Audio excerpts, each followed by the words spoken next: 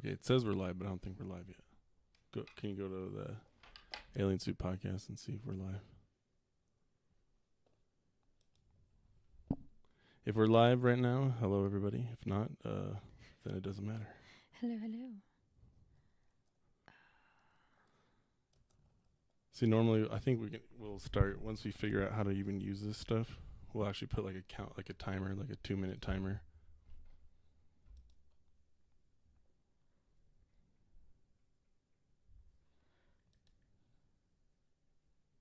Yep, we're live. Okay. I think. Wait, hold on. I don't know. Are we? Yes, we're live. Okay, we're actually live. So turn your sound off. I could hear myself. Oh, there we go. All right. Hello, everybody. Welcome to Hello. the Alien Suit podcast. Volume is low. How's the volume now, Scott? Scott, tell us how our volume is. Scott. We welcome to episode 2. So if you're watching this and you're not Scott, then you're probably watching this in the future. And you know what's good about episode 2? What's that? It's going to be better than episode 1 as we learn how to use all this equipment. Heck yeah. This fancy equipment we have. It's been a fun time. Yeah, it's been a lot. But I think, it's going to be good. Every episode we're going to get a little bit better. Yes. Today we are mostly what I'm going to talk about is the Roswell Ufo Crash. And then Jessie's got a few things related to that to add, and then some other stuff. And well, I promised Scott some UFO pictures. right, yes. So yeah, we're gonna start out with that today. So in the last episode we were talking about UFO pictures that Jessie had, and we're going to leave it up to the crowd to determine if it's whatever they think. Whatever they we think should about poll it. We should poll it if it's like if you think it's real. If we or had fake. enough people watching us to actually poll, then I would say yes. Subscribe to the channel so you can be a part of our future polls. Yes, please. I want to poll this. We're gonna poll. All right, so let's bring him up since that's what we're starting with. Let's see. So let me reiterate the story again. So I was out sunbathing on Lake Tahoe, and there was just scattered clouds around the lake. Nothing serious. There wasn't any rain, and all of a sudden, this huge, fat, gray cloud, puffy gray cloud with active rain falling from it, comes from the north side of the lake into the center, and then starts moving out towards the west shore. And just like kind of like it was a weird looking cloud. It was just kind of like out of place. Like it was this just huge fat rain cloud on like in this really nice sunny day, as you can see. Like hold on, they can't see. Let me. Oh, you can't see yet. I'm slow. I'm a slow producer.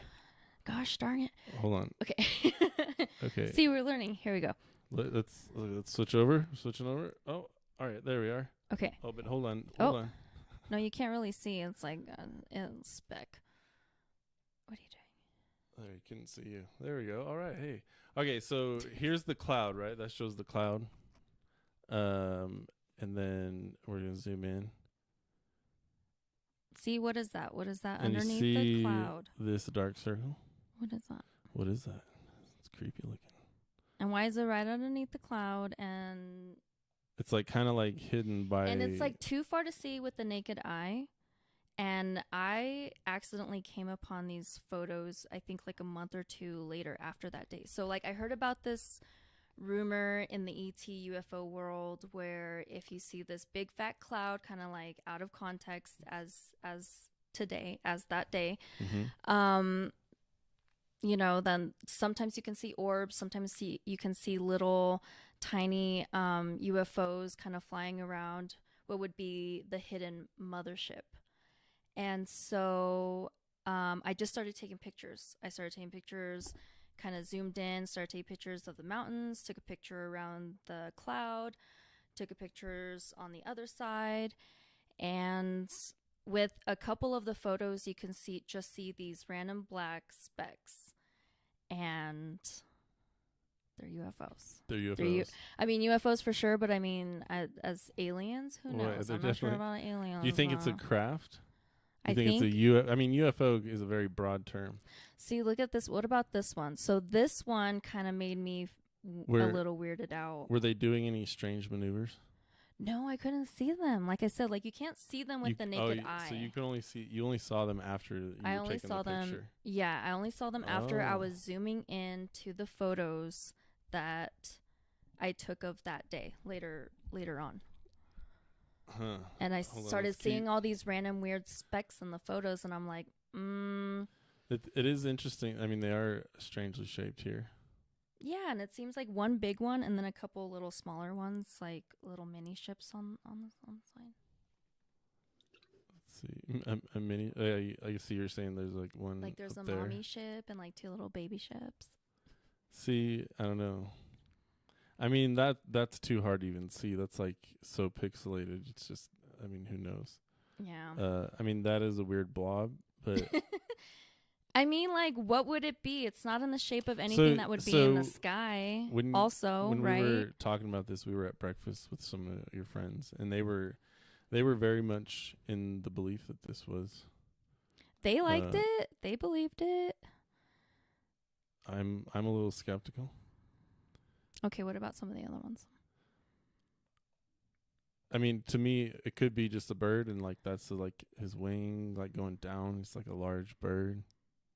No, I don't see a large bird. What about this one? That kind of looks like. See, okay, look at this one. Can you zoom in on that one? Yeah. What about that? Huh? I don't know. It looks like a black ball. I don't know. Why is that in the sky? Did you see that one? You couldn't see that? Mm-mm. So these are just. So these are already zoomed in. So these are So these are already zoomed in, and these are What do you think, Scott? What do you think? Where I was like, okay, so it's so zoomed in, so it would be very far away to see from the naked eye. So, like I said, I couldn't see them. But from that far away, that's a pretty solid and a pretty large object to be in the sky at that time. And what the hell is it? What shape is that? This was just the cloud, right? And this was the cloud, and then there was like that weird orb underneath it. I don't know if this one has the orb. There it is. Oh yeah, there it is. See, that looks like a bird to me. Okay, so it's like that's as close as I can get. Oh really? See, like to me, it's like he's got a large wing going up, and then like this very small body underneath there. I don't know. You can't really see that on I guess YouTube, but I guess I'm skeptical. See, because the UFOs that I've seen, they always have like or at least allegedly, right? They always have like an orange glow to them. So I don't know. I've never seen an orange glow. I have seen transparent orbs, but I've never seen like an orange glowing. You haven't seen a UFO video with an orange glow? Yes, and mainly the ones from Stephen Greer's contacts. Hold on, I'm gonna get a video real quick of a. Oops. Oh yeah, that's fine. Let's see. I'm gonna get a YouTube video of a glowing UFO orb. Let's see if I can find one. Well, I mean, there's tons, right? Obviously. Mystery balls of light. Here, I'll just click the first one. This is the top of Google. Oh, this is a National Geographic article. Oh, it makes me want to sign in. I don't want to do that. Screw you, National Geographic. Trying to make me get a subscription right now. We don't have time for that. What? How rude. Oh, whatever. Just go to YouTube. YouTube.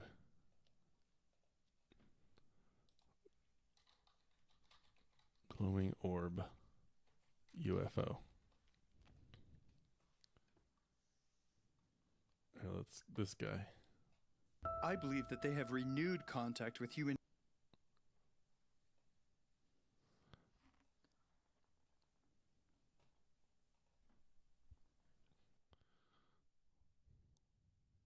Okay, and I'm not gonna play the sound on this.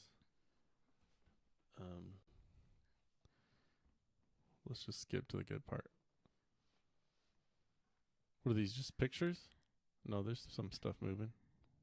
What, they're just sitting there? Whoa. Whoa, that's like really bright. I mean, like Yeah. I think of them to look something similar to that, but that not that bright. See, those are flares.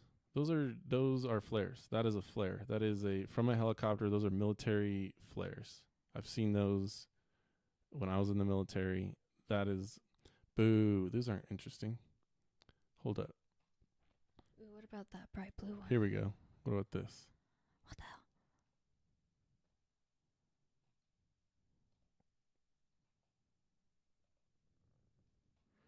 You got to tell everybody about That's exactly like, because didn't we watch Prophet Yahweh in the last episode? Oh yeah. Oh yeah, I need to cut out that clip. Anyway, that's a good clip. Dude, Prophet Yahweh, look at, they're like dancing around and stuff. Dude, you guys, so he doesn't believe in a lot of UFO stuff, but then he believes in Prophet Yahweh. Dude, he does it right on camera. He does it right in front of you. How can you argue with that? So then how did he make it come? How did he make that orb come? I don't know. Okay, explain to me how he made it come, and then... Why don't you explain to me? I don't know how he freaking showed you. He prayed in the Hebrew Bible. The Hebrew Bible. Okay, so then is that like a specific... maybe he's like speaking in their alien language or something. Okay, I don't know. And then but all I know is that he called the news and was like, hey, the voices in my head told me to go to you and show you what I can do. And so they're like, all right, this guy sounds like a crackpot. Let's send our low-level reporter out to go see him, our man on the street. Yeah. And then he goes out and he like prays, like it says exactly what he's going to do. Show them the sign so they know I'm not mentally ill. He says that. Next thing you know, a glowing orb comes out of the sky. So I get curious and I go in there and then I look up this guy and he's like just doing it on his YouTube channel. And then like after that news thing, like a year or two later, he just disappears and stops posting. Dun, dun, dun. Exactly. And they look like this. They weren't like dancing around like this one. It was like one at a time. It was just one, and then it would move. It was moving around. It was like. So this was on CBS News. What year was this? Because this is kind of like interesting to be on mainstream. 2010. 2010. Right. Okay, so by the way, this has been going on, like, that's what I'm saying. Well, all these sightings have been going on forever. like, so disclosure has been trying to happen since 1947 with a video that I brought forward with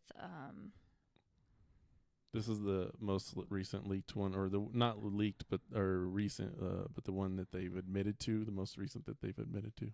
I think we showed that last time too. Anyway, what were you saying? I'm sorry. So they said it was only so it's legit because they're acknowledging that the military's acknowledging it. But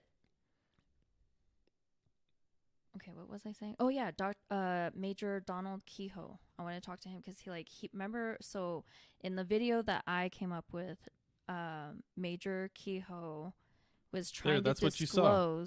Dude, that's what you saw right there. Was that it? Did it show it? That's like almost exactly what it looked like. Hold on, not that. Wait, go back. Hold on. Dude. Right after this. This is the dark one. This is what you saw. Dude, that's what I saw. And then it goes in the water. It was hanging out in the water. Dude, they got a base in Lake Tahoe. I bet you they do. And like whenever it rains like that, that's their they make it rain so that they can fly up through that vapor and not be seen. Or just minimally be seen. Dude, maybe I'm wrong, dude. Oh my God. Look, that's exactly what you saw. All right, trippy. So they have a base in Lake Tahoe? Maybe. It is. So. It is. They don't actually know. They say literally like in all the deep lakes. Well, they and said, in the oceans. They said they don't actually know the true depth of Lake Tahoe because there's cracks in the granite that could go down. Basically, well, they actually think that Lake Tahoe is connected to some underground river channels. Yeah. Over in Lake Pyramid and... Yes, there was... I don't know if this is true or how true this is, but supposedly there was a story of somebody who drowned in Lake Tahoe, and then they found their body in Lake Pyramid like 2 weeks later. I don't know the accuracy of that story, but it's something like that. I mean, it makes sense. There's dude, water that would be channels a trip. If it's like that, if it's channels? that direct all the way into Pyramid Lake, that's like what? I mean, what? How much long of a drive is that? A 2.5 hour, 3.5 hour, or 3 hour drive? That's crazy. Well, yeah. They also say under Hawthorne Lake, there's like a base under there, but I don't know. Where's that? Lake Hawthorne. It's down in Hawthorne, Nevada. Okay. So All anyways. So now we were going to talk about. So this first section is our experiences with UFOs, right? So this was your most viable. You say your most viable experience with UFOs or aliens. My one and only experience with UFOs. Oh, hold on. My mom's calling me. Should I tell her we're doing our podcast right now and that she needs to listen? No, she's probably working and like wants to call me about work stuff, so never mind. Call her back. Yeah, I'll call back later. And then send her the video. Anyways, so we're going to talk about my only experience I've had. Oh, whoops. I got these stupid ads playing. There we go. Dang, how long has that been playing for? You guys watched like 2 minutes of whatever this game is. Lame. See, we need to get subscribers so we can hire somebody to be our producer and do all the technical stuff. People send in your resumes. Our technical director. Yes, please. We need help. Yeah, send in your resumes. We can't pay anything right now, though. But we have full-time jobs. We have. That's our part-time job. We can just be cool and do it for us. Yeah. All right. Be a homie. We're gonna talk about so my only UFO experience ever, which was actually a dream, but it was just a very intense dream that didn't become profound to me. I think I had the dream when I was like 7 and didn't become profound to me till I was like 23, I think. And I started actually like getting into UFOs because I was never really very into like aliens as far as like them being real for I don't know a long time until I was probably until I was out of the military. And I wasn't really allowed to watch a lot of alien movies or anything that had to do with aliens. Like I was telling you, like the only real like experience that I can remember having to aliens was with like Fred Flintstone and cartoons. Yeah, just like cartoon aliens, And so this dream that I had, I guess first I need to set up the setting. So when I was growing up, we lived in a pretty rural part of Nevada, and so just a lot of desert around us. And we're kind of on a hill at the towards the back of the valley that we live in, and you can kind of see the whole like Sierra Mountain range in front of us. And our house was pretty small. It was only like 1,400 square feet, but it had a very open floor plan, and basically it had windows like all over. Like this wall had 2 big windows, and then like the whole long wall had windows and 2 sliding glass doors, and like window in the just windows all over. And then if you can imagine it, if I'm like standing in the middle of the house, I would be standing in a small set of stairs that goes onto a second level that kind of overlooks into the first level. And this will be important to the story. And on that second level, there's just like right at the top of the stairs, there's a bathroom, and then if you're looking at the bathroom, to the right of that would be my bedroom, and to the left of that would have been my sister's bedroom. And then there'd be like another set of stairs that goes up to the top floor that was just a master bedroom. It was a very weird looking house, weird shaped house, but small at the same time. And in this dream, the first thing that was weird that I never thought about later is that I wake up in the dream. The dream starts with me waking up to a loud crash and lightning. Like all I could see was lightning and hear thunder. And like, so I'm already startled, scared. But like, and for some reason I remember having my hands in front of my face. Like, and like, I never really thought about, like, I'll speculate on that at the end, but I was in my dream and I was like, or like, at least it felt like that, you know? But, so I'm sitting on this set of stairs, this small, just 4 steps that goes onto this second level. Uh-huh. And like from that spot, you can see, basically you can kind of see out all of the windows in the front. And like you could like look back, and like my bedroom would be there. Directly behind me would be the bathroom, and the bathroom had a window. Okay. And then like over there, you know, you couldn't really like see the windows, but you could see like maybe the light of the window, corner of the window. Okay. And so the dream, I wake up, the loud thunder and crashing, and it's the middle of the night, and but then it's very peaceful, right? Right after that loud thunder and crash, it's very peaceful. Very clear night. And I remember the moon was very bright. It was like super bright. It was illuminating the grass in one area. Like in my dream, the moon was particularly low. That's what I remember thinking, because it was illuminating the grass kind of in like one area of we had a big 5-acre property, you know. You're still on the inside, right? You can and I'm just still like, see it on the outside. Yeah. I can't see the actual moon. I can just see the light from it. And I'm just thinking like, that's a bright moon. That's a bright ass moon. It's and so I'm just like, you know, I guess looking around in my dream, kind of just like being aware of my, you know, just like looking around. This is a clear night. Like, what am I doing here? And like kind of in the like far off in the distance, I see these like gold shimmering, just like almost like a cylinder of energy.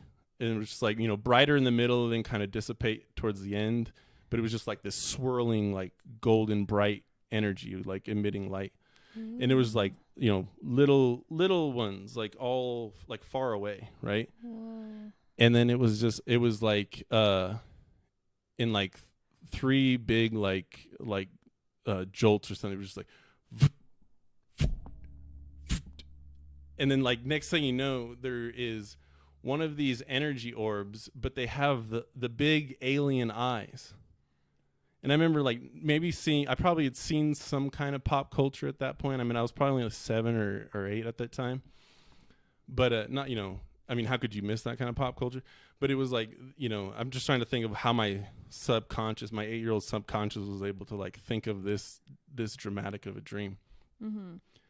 And I saw these big, they all have these big almond alien eyes, and there's one in the kitchen window, there's one in the dining window, there's one in each of the windows of the glass door, there's one in the living, you know, 2 living room windows. Okay. There's one in the 2 big windows on the side, and I'm like, that's so creepy. Like, I'm like this still, like looking around. For whatever reason, I got my hands in front of my face, and I like kind of look over my shoulder like this towards my bedroom, and I can see the gold light coming in through the bedroom, like they were trying to like look at me in bed. And somehow I was like here, and I could feel one looking directly at me from the bathroom window. Whoa. And then and I kind of go like this, and I see them that they're also standing in my sister's window. My stepsisters, and they were out of town that weekend at their mom's. And so in my dream, I'm like, holy, you know, I start freaking out, like, whoa, like, am I going to get hurt? Like, what's going on? And they start talking to me in my head. They're telling me, we're not here to hurt you. Everything's going to be fine. Everything's going to be fine. and they're like trying to calm me. And so I talk back to them. I'm like, I don't care. Get the hell out of here. And they did. And so there was like thunder and lightning again. And I'm like, you know, I remember like closing my eyes and like seeing the thunder and lightning, like, you can see flashes of light through your eyes. Uh-huh. And then I wake up and I'm in my bed again. And like, so kind of the weird part is that when I was a kid, I used to have like pitch black to sleep. I'd have to close the door, like blinds down, like I'd have to have like, perfect darkness. And I woke up because my blinds were up, and I never went to bed with my blinds up. So either I got up out of bed and opened those, which I kind of was known to sleepwalk back then sometimes, so that's possible. Huh. And but I remember the moon was a full moon, and it was like illuminating my room, and I'm thinking, oh, well, like that's probably why I had the dream. I was like, incorporating the bright moon into my dream. And I it was a very profound dream though. One of the only dreams I think I ever really remember, like in detail, step by step, how it went. And I told my mom about it the next day, and she was just like, whatever. But what interested me in it years later was, I think we showed it last time, the Jerusalem video. Did we get into that? Sure. Maybe we should show this because this will be important.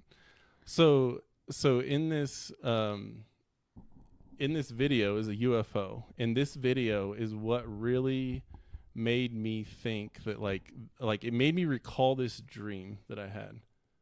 Let's see, it's UFO Jerusalem 2011. Jerusalem, let's see, videos. Okay. We're going to put this on the big screen here. Oh, can we get a YouTube version? Yeah. YouTube, there we go. Okay. So this glowing orb comes down. And this is a really bad version. Can we get a full screen? And then it zips off, right? But like right before... Oh, this isn't the good one where they slowed it down. Let me see if I can get the good one. Oh, I remember this one. They slowed it down and it illuminated the... there's like a bright... a bright flash and light. Yeah. It illuminates the street lights.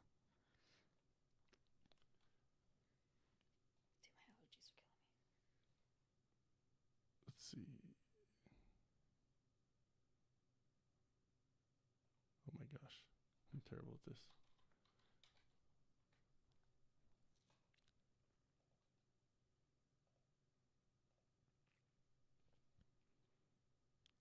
I don't want that guy's version because he sucks.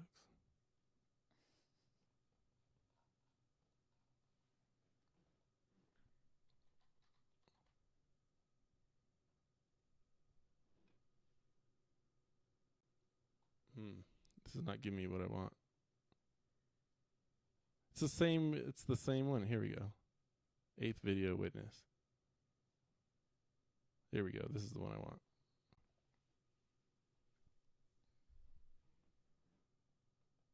So watch this. So notice how it's super bright underneath, right? Extremely bright. And this video was filmed in like from like 6 different angles and uploaded. Then boom, boom, boom, flash. Oh, and they got some scary alien. Freaking suckers. All right. But anyway, you get the idea. So anyway, so I saw that, and I was like, dude, and I started thinking about that dream, and I was just like, what if it wasn't the bright moon that was illuminating the grass, but what if it was their craft? And I mean, maybe the whole thing, I mean, I don't think that, they were actually like there visiting, but maybe they projected that into my brain or something. But I just think that it's very interesting that I would have that dream, and I don't know what it means or anything like that, but I would have that dream, and then years later I would like figure out more evidence to it, you know? Because it's like, well, it makes more sense if it's a dream about aliens, if that wasn't the moon and that was their craft. But why would I subconsciously create a riddle for myself in a dream that to figure out? Yeah, especially that, like, it sounds so like traumatizing for such like a child. And then what it sounds like is you were out of your body, like in your etheric body, out of your body looking, which happens so many times and so many accounts of that, especially with like ETs. So maybe something like that happened to you. Dun, dun, dun. And I think the one thing I thought is like, what if like my hands were, like that, but what if it was actually something over my face, but it was just feeling like that? What if what if they were like, shh? What if I was like waking up from the Matrix and they were like, no, go back to sleep? Whoa, they had to keep gassing you. Yeah. Dude. We should do that quantum healing hypnosis therapy on you. With Dolores Cannon. But I mean, I remember the whole event. I just want them to come back and give me another sign. You've been probed. Okay. Let's see. So what is next? So that's my alien story. I promise I'm not crazy. It's just a weird dream that I had. Should we start Roswell right now? Should I just start getting into it? I'll just kind of go through my notes and then, okay. I'll start at the beginning for those of you for people who don't know about the Roswell crash. But in July 1947, I'll just tell this straightforward, the mainstream story first of Roswell. Actually, you know what? Here I have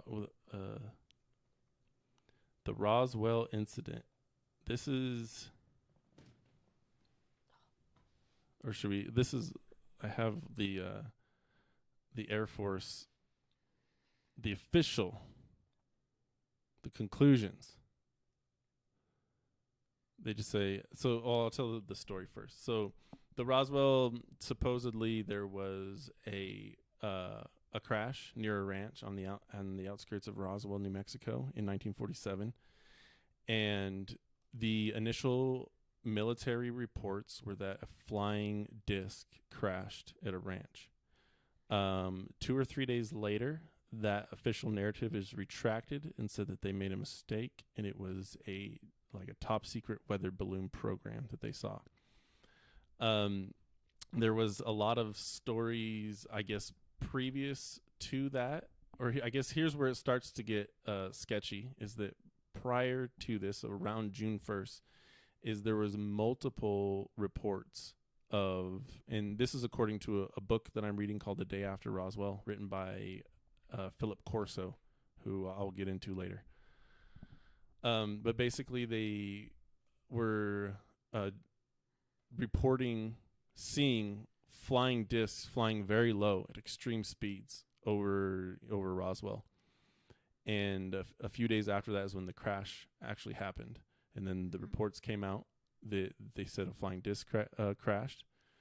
And then the report was changed that it was a weather balloon. But then also people were reporting seeing bodies at the crash, and actually seeing that there was 4 small men that were also seen at the crash. They chalked those up as being dummies. And so here is the U.S. Air Force website. And the other thing I realized while researching this, because I went way deeper on this than I thought I was going to need to go into, because there's way more to this that we'll actually have to come back and research some of these other, because this goes into so many other spiderweb programs that I never even knew about. All these different UFO programs, other stories of crashed UFOs around the same time. And then what we're going to get into today a little bit is basically this Philip Corso guy. He was involved in the supply chain, which I'll get into, of the debris that was picked up. But then he was also got a position basically figuring out how to take what we could from the technology from this craft and then using it, implementing it into our military. Mm-hmm. And he was in charge of that. He was like sworn to secrecy at the time. But then before, like a year before he died, like when he was like 70-something years old, 76 years old or something like that, he wrote this book. He got this book written and put it out there. But let's see. So the official, let's read this, the U.S. Air Force website. The executive summary. In July 1994, the Office of the Secretary of the Air Force concluded an exhaustive search for the records in response to a General Accounting Office, GAO. Oh, and so this is an Air Force page. And the one thing I learned about this is that the CIA, we're going to, because one thing we talked about, we dedicated this channel to, is sorting through all the CIA documents. Yes. That have to do with UFOs or conspiracies. But what we also don't realize is that it's not like the CIA is the keeper of all information. What I learned reading this book is that the Army, the Navy, the Air Force, the CIA, and the FBI all collect their own information and try to do their own individual reports, and they don't share shit. Like they are basically all competing for the same resources. So the more that they can show the government and Congress that they can do or produce, the more funding they're going to get. It's all about money. So yeah. Talking to your mic.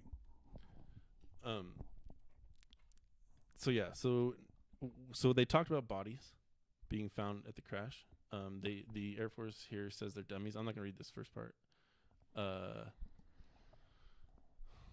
Let's go down to the conclusions. The conclusions are, U.S. Air Force activities, which occurred over a period of many years, have been consolidated and are now represented to have occurred in 2 or 3 days in July 1947. Of course, they had no record of it back then. Aliens, quote, observed in the New Mexico desert were actually anthropomorphic test dummies that were carried. What does that word even mean? Anthropomorphic test dummies that were carried aloft by the U.S. Air Force high altitude balloons for scientific research. The unusual, quote, military activities in the New Mexico desert were high altitude research balloon launch and recovery operations. Reports of military units that always seemed to arrive shortly after the crash of a flying saucer to retrieve the saucer and crew were actually accurate descriptions of Air Force personnel engaged in anthropomorphic test or dummy operations. So they're talking about how quickly people were able to like show up after these crashes and like clean them up or whatever. Mm-hmm. But Philip Corso mentions in the book that basically the Army they kind of knew about these things and they were like already ready for it. Not so much on this one, but basically after this. And then it goes on to say, claims of alien bodies at the Roswell Army Airfield Hospital were most likely a combination of 2 separate incidents. This is what cracks me up. This is their official statement. A 1956 KC-1719, look at the dates. 1956 KC-97 aircraft accident in which 11 Air Force members lost their lives, and a 1959 manned balloon mishap which 2 Air Force pilots were injured. Why would people at Roswell, which happened in 1947, mistake 2 incidents that didn't happen till about 10 years later? Yeah. Am I stupid, or do they think I'm stupid? Am I not reading this right, or do they think that I'm stupid? Yeah. They're trying to... This report is based on thoroughly documented research supported by official records. Okay. So this is the Air Force attempt at scrubbing the information and trying to so here's say that it's fake. Here's the test dummies that they say that the people saw. That people can't tell actual bodies from that. Because I mean, it wasn't like, look, here's so that looks like a flying saucer, right? But they said this is part of the balloon. I'm confused. So this is that's them cleaning up the. Look at the date, 22 August 67. Yeah. So this is 20 with Roswell. years later. They took this picture, and obviously an old grainy. If that's the correct date, but why would it be 1947? You got a camera that says 1967. Which website is this off? Is this off the Air Force? Yeah, this is the Air Force website. This is their official Freedom of Information Act. This is what they put out. This is their official statement. I've seen a couple CIA documents. We don't need to just be demanding information from the CIA. We need to be demanding information from all of our military. We need a full disclosure of every single thing that they have on UFOs. Mm-hmm. Of course, they'll never do that. They don't want to share nothing with each other. Major Kehoe, he's from the Navy, and he talks about all this. He talks about two. He was on the interview with Mike Wallace back in the day. I think in the 1948, 1950. So look at this. That almost looks like my little alien spaceship too. That's the what did he say? Following a supersonic test flight in 1972, a Viking space probe awaits recovery in White Sands missile range. This is in 1972. So so you're trying to tell me that you had that in 1947? Really? You didn't have that in 1947. So what's the real explanation? Anyways, so what Corso says in the book is that basically the guy's name is Marcel. I forget his first name. Something Marcel. He's the guy who's the official guy who for the first basically military personnel that gets to the crash site. And he's the first guy that says a flying disc. He tells the truth. A flying disc crashed. 2 days later, he retracts it, and they show the picture. Let's see. I think I have it in one of these. Oops, I didn't mean to do that. Of course, I think I just exited out of it. Is this the one? So then, right here. So this is Flying Saucer. That's the initial newspaper that came out. Captures flying saucer on ranch in Roswell region. And then let's see if they have the retracted version with Marcel in the picture. Alien. An alien. Alien body. Okay, but anyway, there's a famous picture of Roswell. Let me just go back to this for a sec. Find that. The famous picture. So Marcel's like on there with the balloon in front of him in pieces, and he's like, "No, we made a mistake." Here it is. He's like trying to figure it out.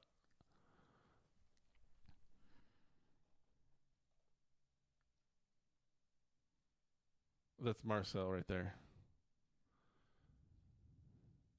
Here's him. There's them creating a lie. So like, oh yeah, we mistaked this for a UFO. Oh,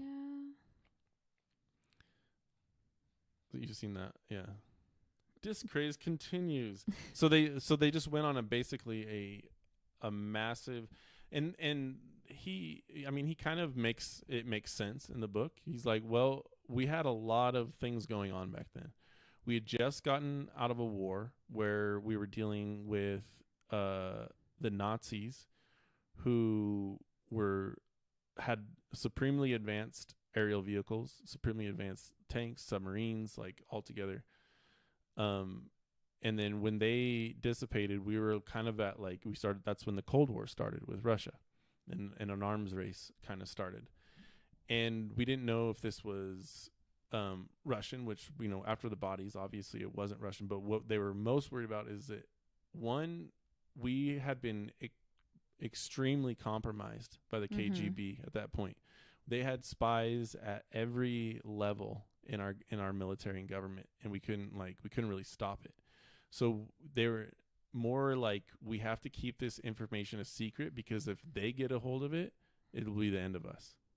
Until we figure out. And then the other, so that was part of it, was the Russian side of it, and just keeping it compartmentalized within the military so it wouldn't spread through, or any knowledge of it would even spread through. And then let's see, and then the people, so then the people getting scared, like, so then there was, do you remember the end of the world news broadcast in like the 30s? They played this news broadcast that people thought was real. Really? And it was like, aliens have arrived, it's the end for us now. And it was like super somber. But, and so people, like thousands of people, like an entire like small town was like listening to it, like, we got to get the heck out of here, and like ran for the hills. They thought a real invasion was coming. And why would they say that? It was cool, because they didn't have TV back then. It was a radio show. It was an entertainment program of aliens attacking. It was like a fake. Like, it was just entertainment. It was gonna go along the same storyline of what's these UFOs. Though I think there's a day the world Earth stood still. It's like basically about aliens attacking or something like that, or one of those old school alien movies. It's a psychological operation. Yeah, it was just about aliens from Mars attacking, and people freaked out, and so they're like, well, if this was on a national scale, like if it was on a national, and if it was like, if the military actually confirmed it might even be remotely real, what would happen? And then the other thing is, like, they didn't know anything about them. They had heard stories of abductions. They've heard claims of cows being abducted, mutilated. So it's like, as far as they knew, the only time they ever saw these things was around military installations, spying on them or just observing them, or abducting people without consent, and abducting American citizens without consent, and doing weird stuff to them, or taking their property, mutilating it, and just leaving. So at that point, it's like, well, they're not doing anything nice as far as we know. So as far as we know, maybe they're planning an attack, and they're just trying to get as much information as they can from us before they do, which, seems to kind of make sense. Yeah. Let's see. Where was I? You should switch the camera. Oh, whoops. All right. So where was I? So they lied about it. And then we also have, let's see, where is this guy?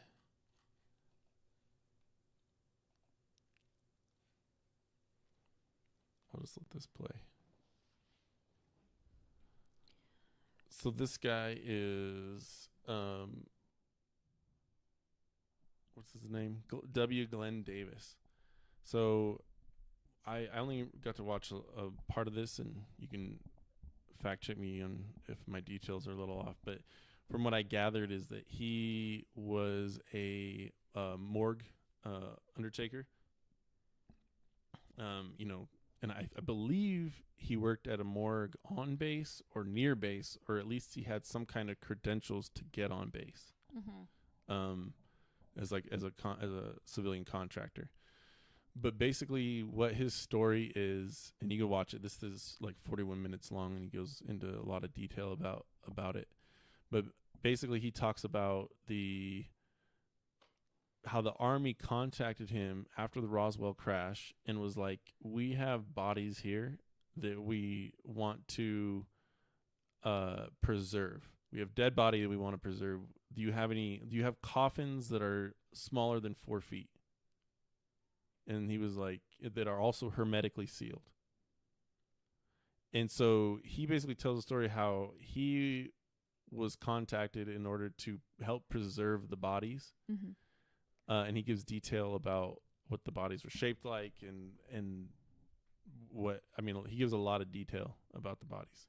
You said something about how, like, he had to find a special solution as like a formaldehyde to preserve their skin and their bones. So that was actually in the book, in the day after Roswell. So the Corso guy talks about how he first knew he was working on a base in Texas at the time, and he was like the senior watch officer, or a senior duty officer. I don't know what they call it in the Army, but he was like the officer of the watch, basically what they call it in the Navy.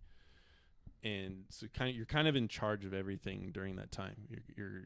Your duty shift is in charge of everything, and you're kind of the boss while everyone's away. And basically, they had gotten cargo from Roswell.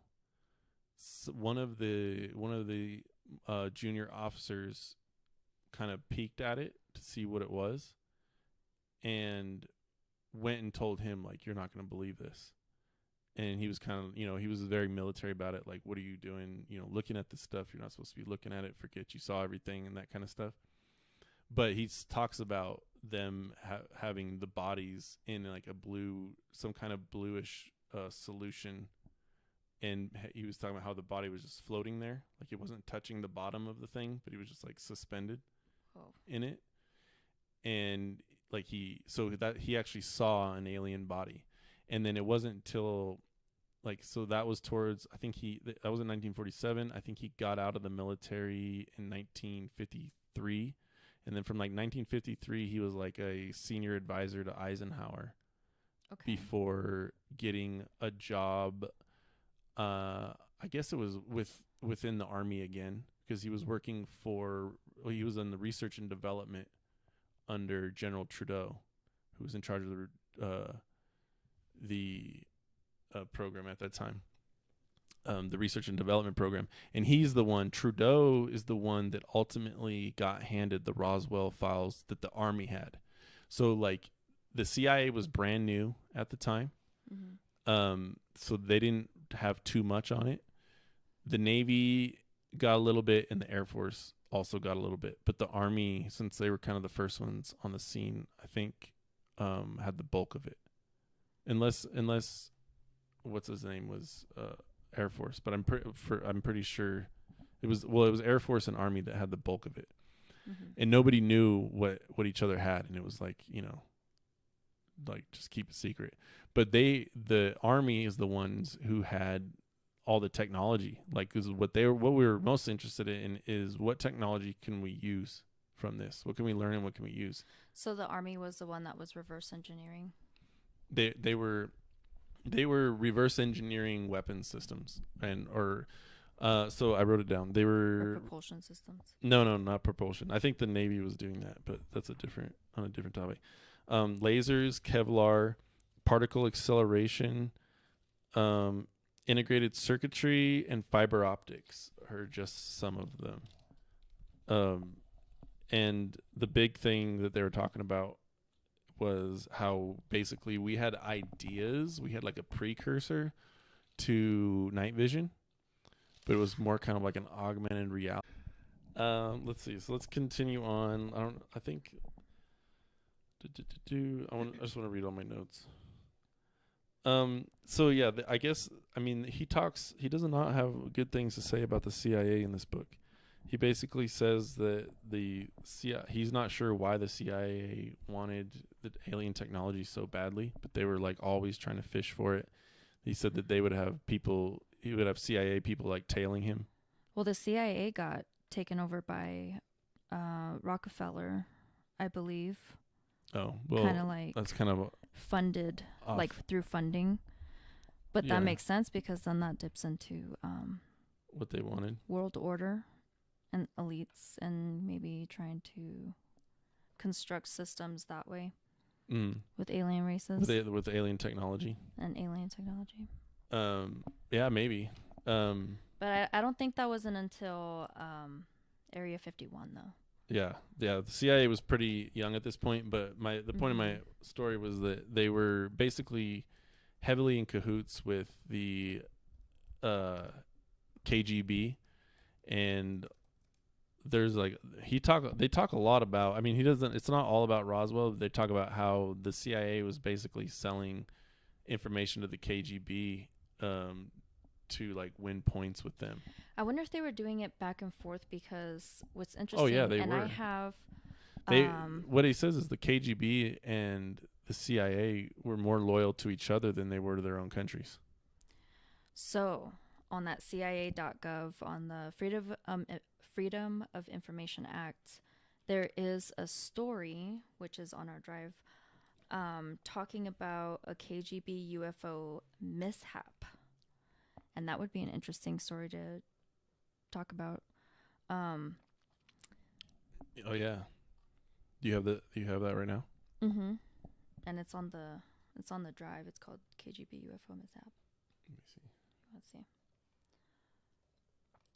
So we'll pull up the document. So this was on the Freedom of Information Act, but it talks about how the U.S. intelligence obtained a 250-page file on the attack by a UFO on a military unit in Siberia. Wait, hold on. Help me find it. Oh, there it is.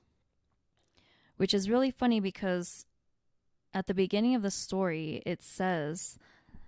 Wait, let me pull it up real quick. So that you can just... Okay. Follow along. So the file contains not only many documentary photographs and drawings, which are not online, but testimonies of actual participants in the event. One of the CIA representatives referred to this case as a horrific picture of revenge on the part of extraterrestrial creatures, a picture that makes one's blood freeze, unquote. Whoa. But according to the KGB materials, a quiet low-flying spaceship in the shape of a saucer appeared above a military unit that was conducting routine training maneuvers. And this was in Russia, international. This was the KGB involvement. So it was over a KGB military unit. For unknown reasons, somebody unexpectedly launched a surface-to-air missile and hit the UFO. It sounds like we attacked them, not they attacked us. What revenge on part of the ET creatures like? And they talk about that a lot in this book too, about how basically, so the Roswell crash was taken down by a mixture. We started learning that our radio waves would kind of mess with their flight patterns a little bit. Mm-hmm. And also I heard nuclear too. Nuclear testing would mess their radio wave. Yeah. Anyway, go ahead. Then I guess that night the lightning, there was like a lot of lightning storms in the area is ultimately what took them down. But then like there was also stories of like we were able to take them down with like they weren't always able to like outrun all of our weapons, and we were able to take them down with sometimes just radio waves and also sometimes surface to air missiles. So I've heard that too. So continuing on with the story, I think this is where we get the revenge part, but I forgot that. Okay, so we shoot them down first, right? It fell to earth not far away, and 5 short humanoids with large heads and large black eyes emerged from it. And what is it? Where is this from again? This is from CIA.gov. Okay, yeah. This is one of their... This is from CIA. This is like one of the disclosures that they did, I think, in like 2003. And then again, they did again in 2010, something like that. So it says it is stated in testimonies by 2 soldiers who remained alive that after freeing themselves from the debris, the aliens came close together and then merged into a single object that acquired a spherical shape. That object began to buzz and hiss sharply and then became brilliant white. In a few seconds, the spheres grew much bigger and exploded by flaring up with an extremely bright light. At that very instant, 23 soldiers who had watched the phenomenon turned into stone poles. Dun, dun, dun. Dang. Only 2 soldiers who stood in the shade and were less exposed to the luminous explosion survived. So I think that's where they're talking about the revenge.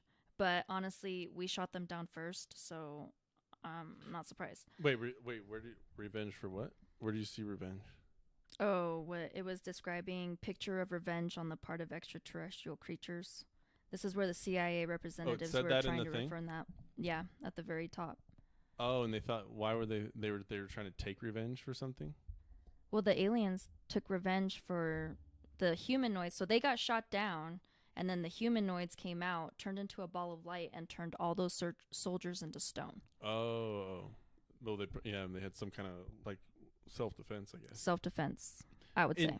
So the one thing that it mentions in the Roswell book is that the three of the aliens were dead, but then one tried to run away, and the MP sentries that were there shot it.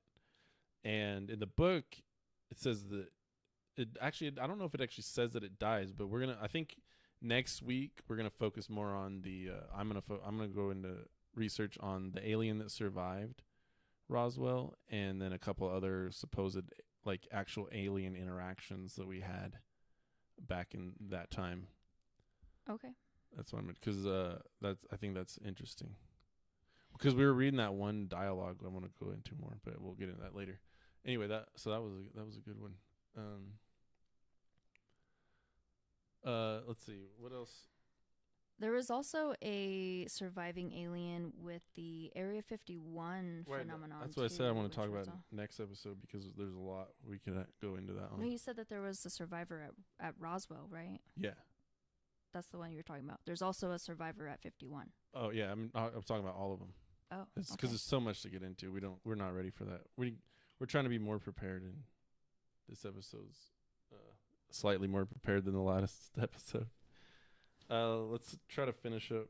So he says that the autopsy on the aliens were done at Walter Reed Hospital.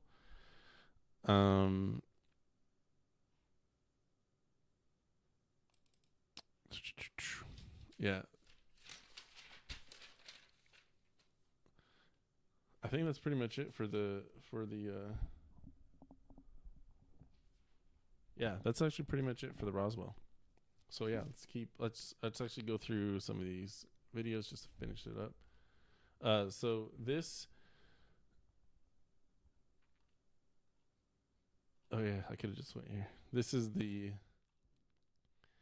actual, this is this is from Roswell's government page. They talk about the incident.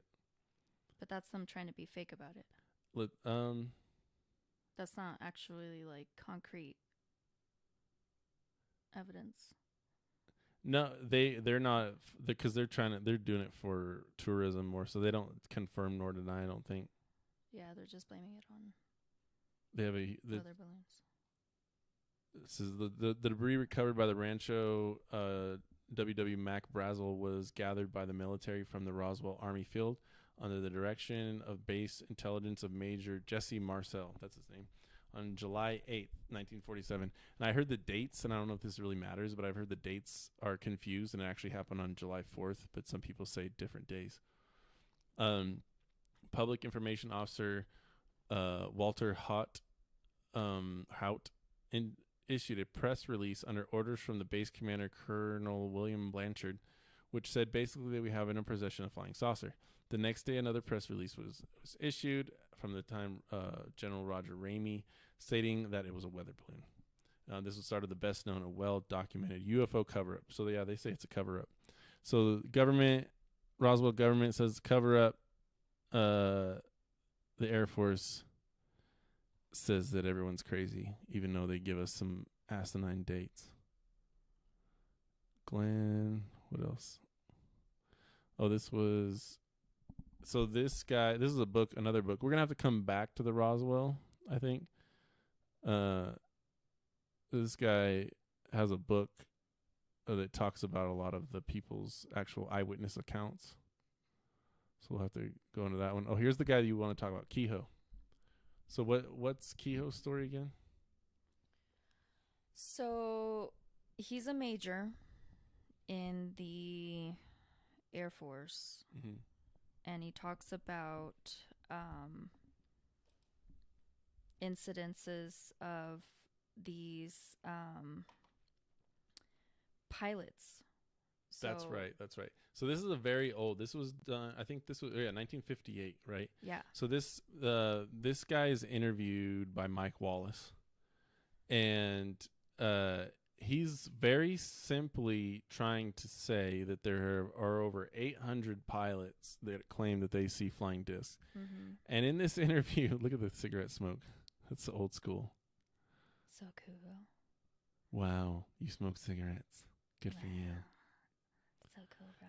But Mike Wallace, like, I think he's just trying to be a good reporter, but he's just like so one-sided and derogatory. Yeah, he's very aggressive, but he's basically just trying to make everybody sound like they're all crazy. And well, it's possible that they're just all crazy.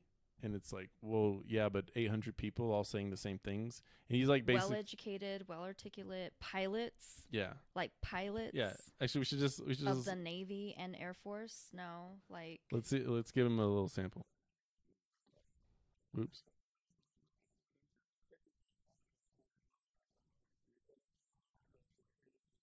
Project Magnet was a UFO project in Canada.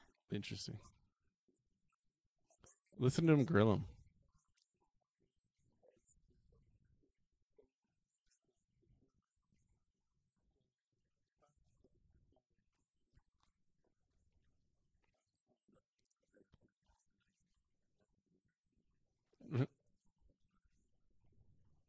What a douche. He stays calm and collected the whole time. Yeah, I have so much respect for this guy. Especially coming out in 1958.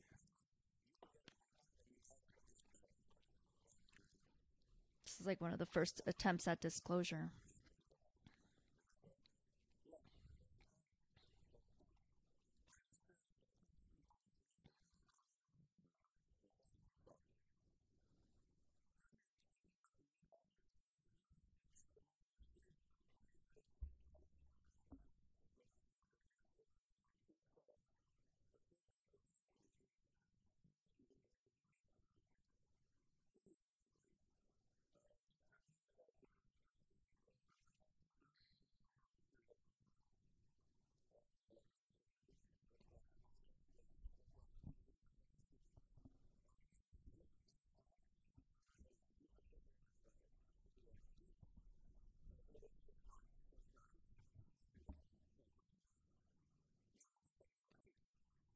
Okay, so we'll stop it there. But you get the idea. I mean, he does. He always starts his first questions very like even toned, and then he just goes into like, "Well, maybe you're just crazy, right?" Anyways, but so yeah, he basically comes out, and this is in '58, which, you know, I guess too bad that they obviously were not going to run with it. Yeah, they were. Here's the Trump discusses Roswell, New Mexico site of alleged UFO event. So the title is Trump discusses declassifying Roswell. It says he knows very interesting information. This was 10 months ago. It's very interesting. Very interesting. It's going to be huge. It's going to be the biggest information you ever heard in your life. I promise that. You'll never hear any bigger information than this ever. Are you gonna play some of the audio? Yeah, I'm gonna start turning the sound on. Declassify? You'll take it? Well, I'll have to think about that one, right? I'll have to think. Lame. Nothing happened. But Roswell's a very interesting place with a lot of people that would like to know what's going on. So you're saying you may declassify? No. You'll take it? Well, I'll have to think. No, yeah, he can't say nothing because he doesn't have. He can't. There's not even control in it of it. He has to get the. Do you think Trump's reptilian? Do I think Trump? No, I don't think Trump's a reptilian. I've seen some videos, Scott, on TikTok where Trump might be a reptilian. And then there was like this whole thing. I'm sorry. Scott likes my impression. QAnoners. Oh yeah, we wanted to show this clip too. We saw this clip. John thinks it's fake. I think it's real. Here's the official Roswell video.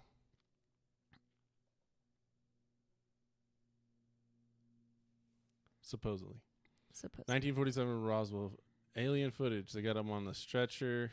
It looks too much like a production. He looks too big. Like he looks like more like 5 or 6 feet there. Like he doesn't look very small. Yeah, they said that they were small, huh? Yeah, they said they were like 3.5 to 4 feet tall. They said they were very human-like in the Corso book. He said it was very human-like minus the head. And the fact, well, he said then that he was very super slender. They said their bones were more like cartilage than they were bones. Oh. Like they could take but in the way that like they could take a like heavy damage and it wouldn't really like their bones couldn't break basically. But then at the same time they were not very strong. What else did it say? And that's pretty much it. They're that guy that W. Lee whatever his name, W. Glenn Davis, says that he's said that they had like suction cups on the end of their fingers. And they only had like four. They had like 3 fingers and a thumb. Whoa. These are like people back in like just being like, "Yep, that's what I saw." Like all matter of factly. Like yeah, they why wouldn't lie about why would that, they? Though? Why would they? And it's not like they're to trying sound crazy, to be like, as an outcast. They didn't gain anything from it. It's not like they're going out and trying to sell their story. You know? No, they didn't gain anything from it besides being called crazy. Here's like supposed. So there was the alien autopsy video. I guess this is supposedly from Roswell. I first talked to Jessie in '78. Let's not turn this sound on. Just want to see it. Oh, actually, let's listen to what these has to say. That took a soul, but it was as thin as a fall in the pack of cigarettes. I tried to make a dent in this metal. He says, you can't bend it. You can't make a mark on it. Dang. So I took a sledgehammer and whammed it. So he recanted the story too. The sledgehammer bounced off of it. It was definitely not a weather balloon. And it was an aircraft. So what it could have been, I wouldn't know. Yeah. So it wasn't a weather balloon? Before returning to Hangar 84 with pieces of the crashed disc, I think he said it wasn't a weather balloon. And he says, you can't bend it. You can't make a mark on it. He says, I took a sledgehammer and whammed it. I put it on the ground and whammed it. The sledgehammer bounced off of it. It was definitely not a weather balloon. Definitely not a weather balloon. And it was an aircraft. It was an aircraft. So what it could have been, I wouldn't know. luckily for us, before returning to Hangar 84 with pieces of the crashed disc, Jessie Marcel stopped at home to show his wife and his son, Jesse Marcel Jr. That July night in Roswell, one I'll never forget because of the uniqueness of it, marked a dividing point in my life before the event and after the event. I don't want to get too into this, but he comes home and shows them the medal, basically. The head, the eyes were very deeply. Then so these are all the people talking about. Small, they had large heads for their size. They had very large heads that were shaped larger on the top, and they kind of tapered down. The heads were very much larger than oh, that's the Roswell mortician. Glenn Dennis? I thought it was Glenn Davis. The other video says Glenn Davis. Set back and set in. The amazing thing about the skulls that they were kind of flexible, that it wasn't, like a hard skull. And Granddaddy said their heads were large, and the little suit that they had on was just you couldn't. Who was this? Like officer's daughter. And Duger, Barbara Duger. A pilot's daughter. Looking, but not like us. Their heads were large. Oh, Sheriff's granddaughter. Wow. For Roswell in particular, a huge problem. That's an interesting video. Roswell. What was I going to show this? Oh, that's already showed that. All right. Okay. So that's a trip. So they got a bunch of people coming out after the fact being like, we lied. That was actually one of the things that he mentioned, was that they had to keep it secret no matter what. But they knew they were eventually going to have to tell the public. But they basically were going to allow skepticism slowly take hold. And that's basically where they kind of left it over the last, up until now, I guess you could say. But they need to release the full. They need to release the full documentary.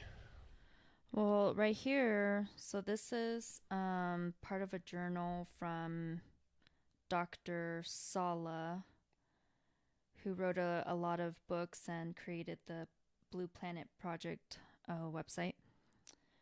He's done years and years, like over 30 years of research. No, I'm not sending it to you. Just unless you want me to. Yeah, might as well.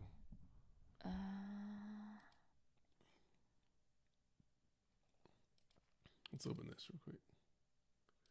What is it? This is also these are all from the CIA website, right? Yeah. No, this one's he made his own website. Well, no, I'm talking this. So I'm looking at this thing you sent me here. Let's look at it. I think this is from the CIA website, right? Yes. So the CIA's role in the study of UFOs, a diehard issue. Where did this come from? Gerald K. Haynes is the National Reconnaissance Office historian. Huh. So, an extraordinarily 95% of all Americans have at least heard or read something about UFOs, and 57% of them are real. Former U.S. Presidents Carter and Reagan claim to have seen a UFO. Ufologists and neologism for UFO buffs, private UFO organizations are found throughout the United States. Many are convinced that the U.S. government and particularly the CIA, are engaged in a massive conspiracy and cover-up of the issue. The idea that the CIA has secretly concealed its research into UFOs has been a major theme of the UFO buffs since the modern UFO phenomenon emerged in the late 1940s. In late 1993, after being pressured by UFOologists to release additional CIA information on UFOs, DCIR James Woolsey ordered another review of all agency files on UFOs. Using CIA records compiled from that review, this study traces... Oh, and this goes on. Oh, wow, this is a long one. Just go to... There's a section where... See, there's photos. But on the top, it talks about Project Blue Book, and then it talks about the beginning of... It talks about the beginning of the CIA's involvement. So it says the United States and Soviet Unions saw the first wave of UFO sightings. That's something that also talked about in the book, is that the whole Cold War, they were building up a lot of nuclear warheads, but they were saying it was for each other, when in reality they were basically building up a defense against aliens. According to who? Who said that? That they were... Corso. Oh, so he's saying that we did... So did we make nuclear weapons against aliens, or... No, we started... We made the atomic bomb for humans, but yeah, basically made nuclear weapons in order to defend against aliens. Because he was saying that if for whatever reason, if they tried to attack one of the world superpowers, then the other one could kind of throw everything that they had at them to get them to go away. Because they had to assume that they were planning something. Because it's like, why aren't they contacting us? Why are they just watching us? It's weird. Why are they abducting our people and mutilating our cows? Well, they're out. They're getting ready for something. Why are sightings more frequent? Yeah. Which, by the way, there is a treaty out there. There is a treaty that was made with the aliens and Nixon later on about mutilating and abducting humans for research as long as we got some of their technology. We need to research that more in depth and find out what the specifics are. That's for a later episode, because we're kind of going along. Yeah, we're trying to go along a timeline. The timeline of like.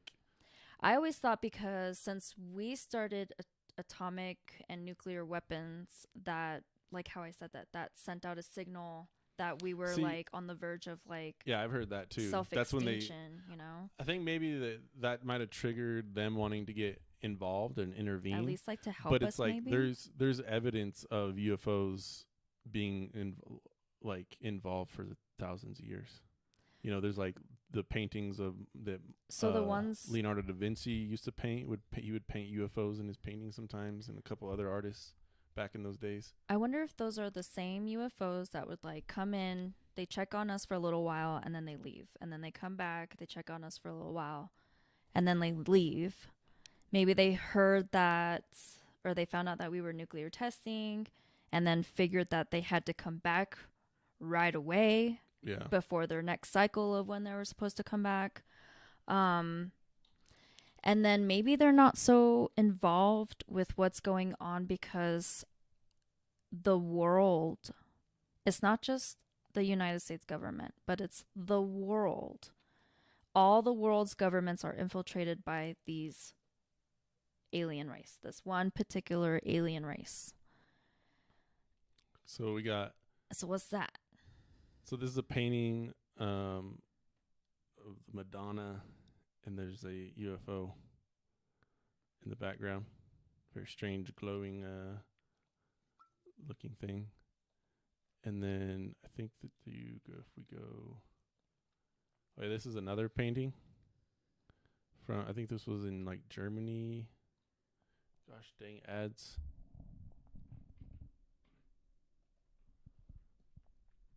Okay. I want to believe. Look at this painting. Oh, I saw that. Like, and God came down from this flying disc. Look at that. I know. He's got a butt flap on. He's just fucking chilling in a spaceship. This is Crucifix of Christ fresco detail. That doesn't make sense. No, here's the full painting. Oh. Yes, I've heard that there were UFOs at the Crucifixion of Jesus. You got people flying around. Really? Yeah, I heard that. Dang, and this is a depiction of that. Yeah, there's fucking guys in fucking rockets. Yeah, I heard there were UFOs at the Crucifixion of Jesus. Some Chinese description of people. Chinese flying chariots. Chinese illustration from a fictional book entitled Illustrated Survey of Weird Countries. Thanks for the description. Stonehenge. No, that's it. Okay.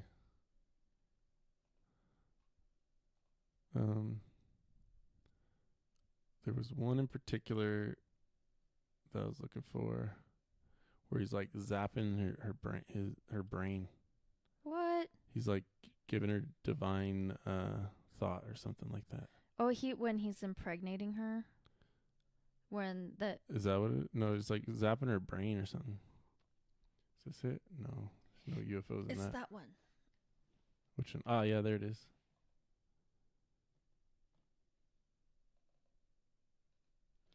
So, oh gosh.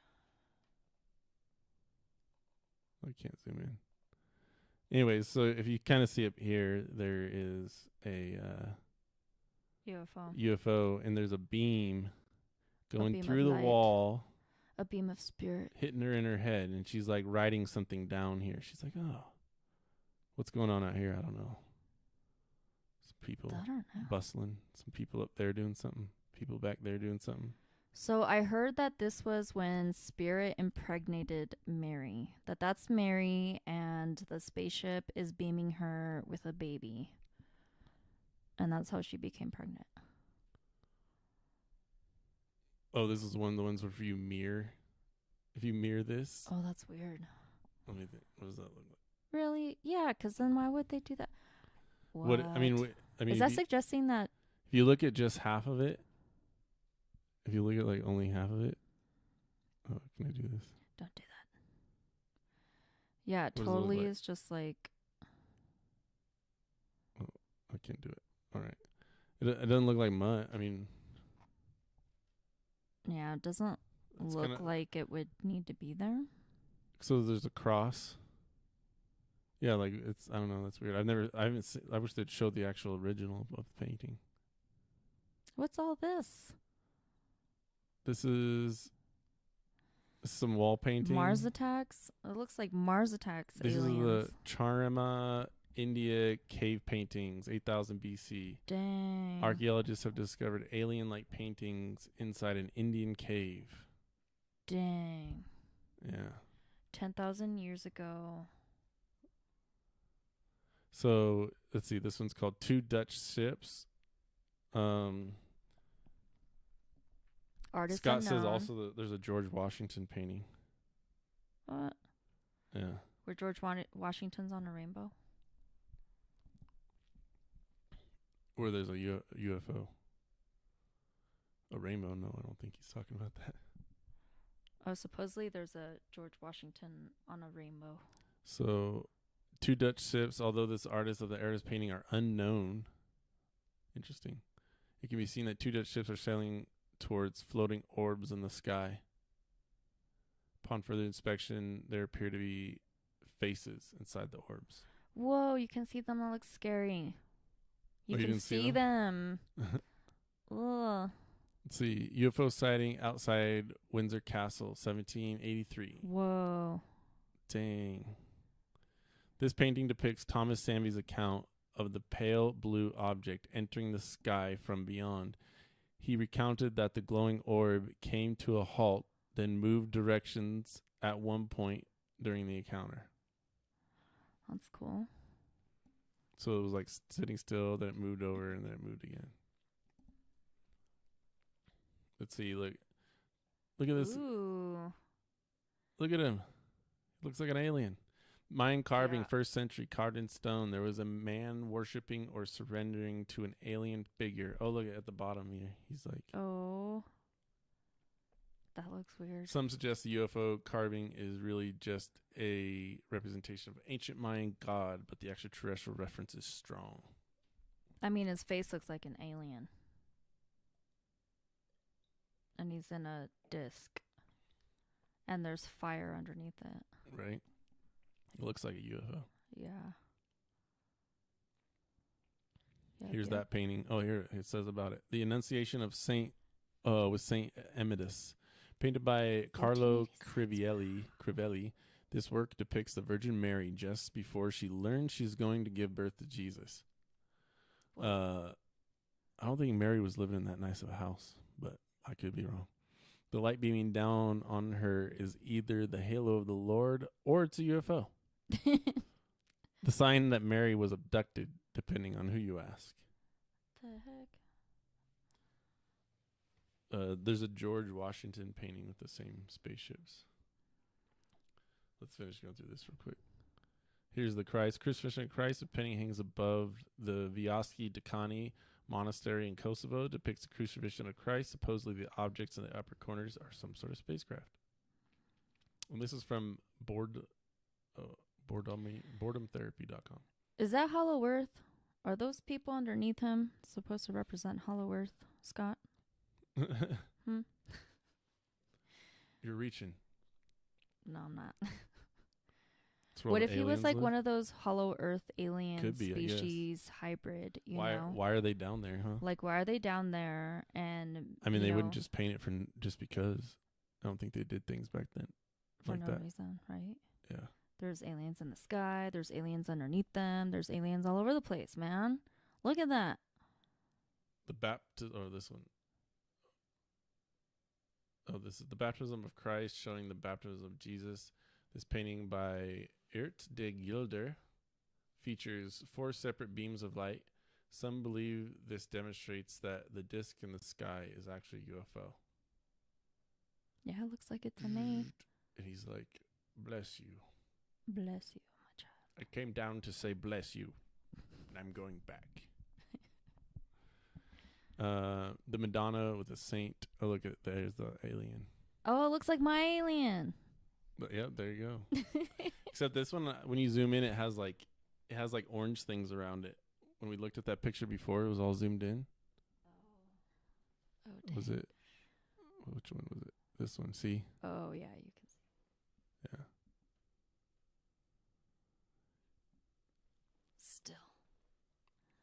Where are we here? All right. I think mine was legit. So the triumph of summer tapestry in 1538. This tapestry created in Bruges, Belgium, and features depictions of 3 strange objects in the sky. They don't seem to match any known religious symbols, and the scene on the tapestry is of a ruler's rise to power. So he's like giving a shout out to the aliens. Reptilians. For giving him divine. Reptilians. Probably those. Anyone who comes to rise to power is probably like in a festival or something. Yeah. Celebration. Latabade. What is the UFOs? I don't see any UFOs. Yo, that guy's getting hung on a stick. Whoa. There's a rainbow back there. I don't see UFOs. What does it say? This painting shows a number of scenes from monastic life in the 15th century as well as the crucifixion. Some point to the red disc at the bottom as a sign of something alien, but debunkers say it's nothing but the hat style commonly worn by cardinals at the time. I don't see anything. The bottom? Yeah. It looks like they just have like a halo on their head or something. I don't see anything alien about this. There's like an angel or something here, but it's got a halo. Looks pretty humanish to me. Meh. They're stretching. Whoa, that looks weird. Well, that's just kind of like, that's not really UFO-ish. It looks like Jesus and Mary. On a UFO and their squadron like, coming I didn't to see annihilate the us all. squadron of UFOs behind them. Holy shit. The Miracle of Snow, painted by Moslin and Piquel. It evidently shows a snowfall that happened in August day in Italy. Many believe the clouds might really be representative of something far more otherworldly. Yeah, where's the snow? Look, that doesn't look like snow. There's clouds. Maybe they're clouds, but like there's no snow on the mountains. There's no snow in the buildings. There's no snow on the people. There's no snow on the ground. You guys are smoking. Okay, Israel. That looks like UFO. Yeah. Put Your Hope in the Lord painting, circa 1600s, residing now in the Church of the Dominican Monastery in Sighisoara, Romania. Sorry, I messed that name up. Sounds legit. This eerie painting shows a church on fire. Above it appears to be some sort of UFO wreaking havoc. Yeah, what the heck? What the heck? They're like, screw this church. What? This is the wrong church. No, don't go here. We're serious. Frick. You guys are idiots. Burn this church to the ground. Oh, man. Glorification of the Eucharist. Painting by Ventura Celebimeni. It's hard not to notice the globe in the middle of the work. Some say it's evidence of time travel, while experts suggest it's a creation globe. Duh. And the antennas are actually wands used by God and Jesus. Interesting. They're like plotting their lands. Flat Earth. Look, you got this Nefertiti alien head looking lady down there. Anunnaki. She's got a dove flying into her eyeball. That's what you get. What does that mean? That's Anunnaki right there. That's Who's definitely this guy? like the Anunnaki like Who's this guy? He's shit. got like gold. He's got like gold leaves or something. And what's this? A scale or a time? I don't know. A bird? A piece? It's like a piece between humans and aliens. Yeah, that's what it. Yeah, that kind of looks like that. Because dove means peace. Something and they're like, peace, and then like whoever this lady is, like, screw her. The dove flew into your eye. They're stabbing peace in their eye. Stabbing. She's peace. like not up there. She's like down here. Yeah. He's up there. It's like he's like also down here, but he's like, you fucked up. Jesus. I'm just kidding. I don't know. So who's that guy supposed to be? Jesus. This has got to be God. Maybe that's Jesus, or maybe that's just man. Oh, wands used by God and Jesus. Oh, okay. and Jesus, yeah. So the way I take it is like they're like peace on earth. That's what I take it as. Peace on earth with Jesus and God. And not with the Anunnaki aliens. So we can't zoom into that. But I think that there's like good aliens that are maybe going to try to help us. Maybe. Flat Earth. Just kidding. You're getting too far ahead. He got so mad at me earlier about Flat Earth. Yeah, we don't talk about Flat Earth on this channel. I'm sorry. If you're a Flat Earther, you came to the wrong place. We don't. Yeah. I'll entertain reptilian aliens before I entertain Flat Earth. Show me a scientific experiment that succeeds, that proves that the Earth is flat. Anyways. Comment below. Do you see aliens? Is that a UFO? Yeah. Looks like a giant jellyfish. The Crucifixion of Christ. It's always in the Crucifixion of Christ. See, I told you. Yeah. There was aliens there. Found in Shveshtaveli. It's because Jesus was an alien hybrid. I like that name. Shveshtaveli. The Shveshtaveli Cathedral in Mtishketa, Georgia. This painting apparently shows two flying objects on either side of Christ during the crucifixion. Some believe this is proof that Jesus was some sort of human-alien hybrid. That's what I said. Whoa. What the hell is that? The demon, look at his butt. He's got a face on his butt. He's talking out of his ass. Saint Wolfgang and the devil. Reptilian. Wolfgang's like, dude, you can't be in here. Look at his face. Anunnaki shit. It's like, dude, you really can't be in here. Not looking like that. This piece by Michael Picture shows Saint Wolfgang himself getting help from some devilish alien creature to build his church. Wow, Wolfgang, you effed up. Dude. Big time. Look, they're out in the streets. Who the hell is these people back there? This guy's puking. He's like, whoa. Wait, so this kind of looks like a treaty between the church and the devil. No, he's like giving him a book. He's like showing him the book, and he's like... The devil showing the church the book. Like the devil alien, the reptilian. Yeah. Whatever that thing is. He's got a face for a butt. I think they're making a treaty. It doesn't look like a treaty to me. It looks like he's got some kind of Bible. And then he's like just standing there like, this is really embarrassing. Please don't talk to me. Who the hell are you? It's really embarrassing that you chose me to talk to because I'm like kind of a important person in this town. So weird. Egyptian pictograph. This pictograph appears to show a male Egyptian offering a live bird to a cloaked alien. I don't see a cloaked alien. Yeah. That looks like a vase to me. A vase. A vase. Look. What do you see an alien? That looks like some kind of plant. It looks like a some plant leaves, with like some leaves coming out. Stem. It's like sitting on some kind of platform. Yeah, that's a stretch. They're smoking. That one's a stretch. Ooh, look at this one. Ooh. There we go. Little Chinese. Un no Chiri. Published in a book in the 19th century, this illustration depicts a real-life artifact that was found at Haratanahama by Japanese sailors. Ooh, good job. According to the explanation of this drawing, the outside was made of iron and glass. Interesting. Iron and glass. That's cool. Those kind of look like artifact. the spheres in the Bible. When they're like have the wheels and the spokes kind of looking. Look at this one. What's that? There's a guy back here. He's like talking to an angel. Dude, he's legit looking up at it. And there's a couple angel babies. Angel babies. It's those goddamn angel babies again. What the heck? They're so weird. Put some clothes on, angel babies. What the heck? This painting has a hidden message lurking in the back. A man can be seen standing on the hill up at a glowing orb. Some argue that this divine painting depicts belief of extraterrestrial life. Oh, because that's baby Jesus. It kind of looks like an angel. I mean, it's very hard to see, but you can kind of see like a little wing and maybe another little wing coming off. I mean, they got wings. No, they don't have wings. That just is part of the pillar. Spirits and ETs, maybe? Yeah, maybe.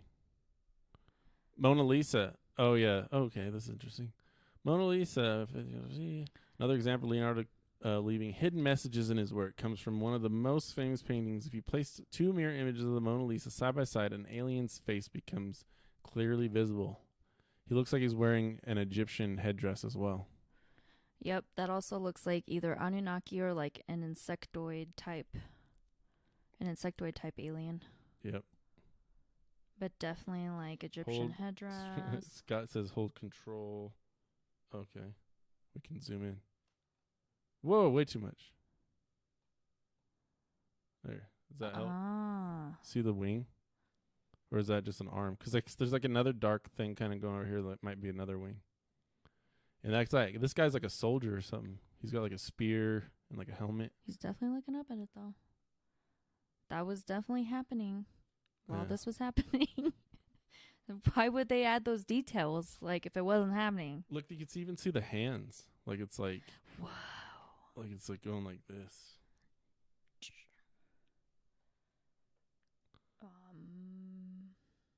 I think that's it. All right, that's the end of that. Oh, that's pretty interesting. Oh, Scott wanted us to look at the. Let's check out the Washington. George Washington. Yes. George Washington. Let's see images. That one? Is it this one? No, that's Debunking Myths. I don't see any UFOs. I don't think it's that one. Let's see. George Washington UFO painting.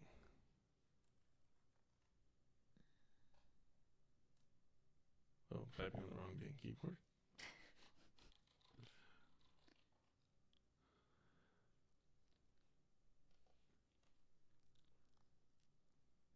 Hypothesis of Washington.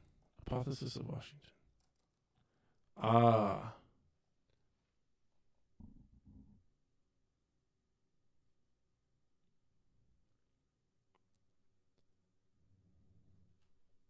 What is this? What is going on here?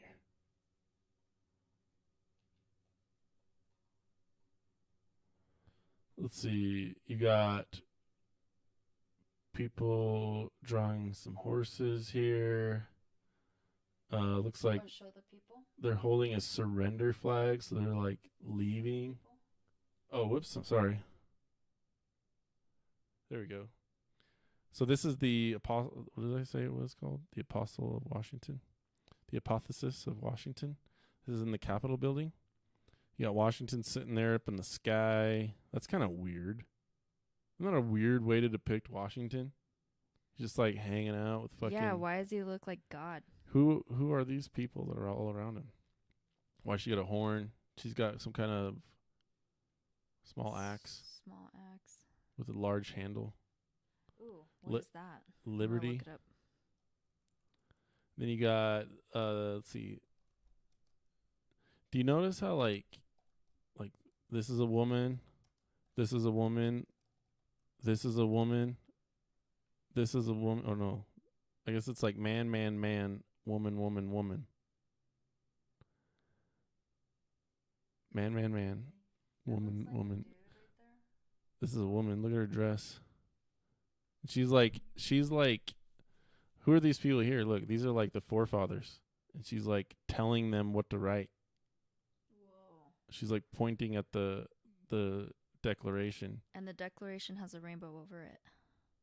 Yeah, and it's going to this side. What's that? And they're like, look, they got a surrender flag. They're like, looks like they're running away from like Lady Liberty there. And well, you got people underneath her. She's like leading the crowds, and they're running from her. And all these people are getting in their chariots and getting ready to leave. And what are these people doing? It looks like there's some got some smoke coming out of a stack here. It looks like they're building something.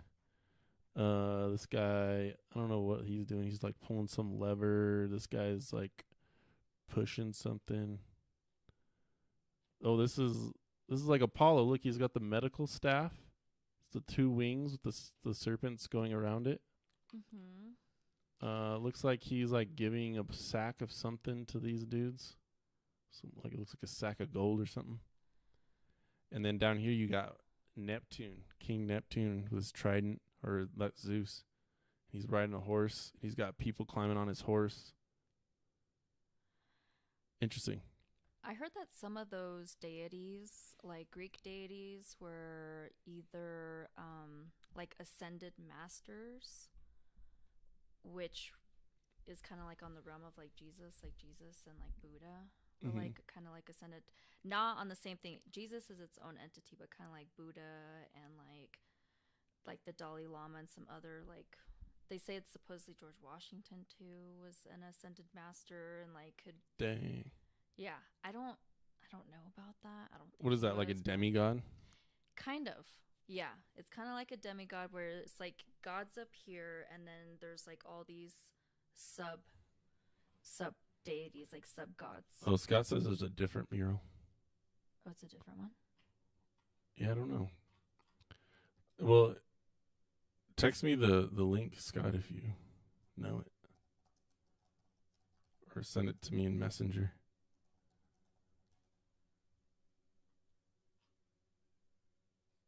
George Washington's vision.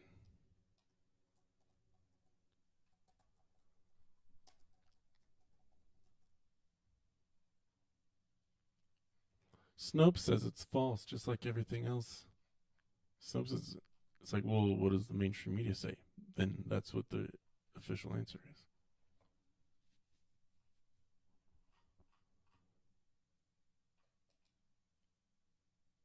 Ah. That's not really, let's see, we'll switch over. Washington as so this a is Freemason? Yeah, Washington was a Freemason. Oh, I see. Oh, I see. So there's a glow, and then there's like a ladder coming down. That's interesting. Yeah, Washington was a Freemason. They were all Freemasons. I didn't even know. I never even noticed that right there. But yeah, there is a glow. Whoa. Dang, yeah, it's definitely like in there, huh?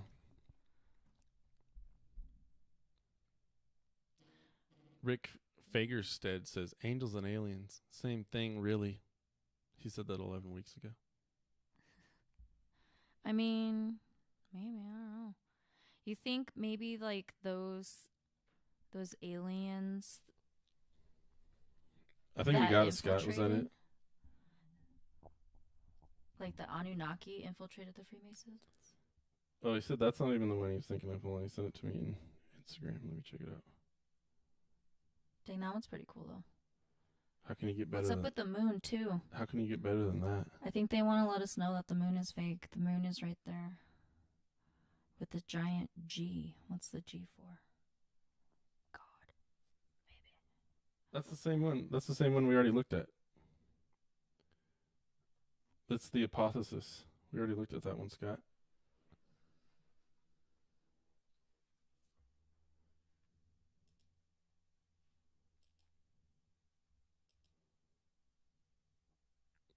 Yeah, I think that's all of them.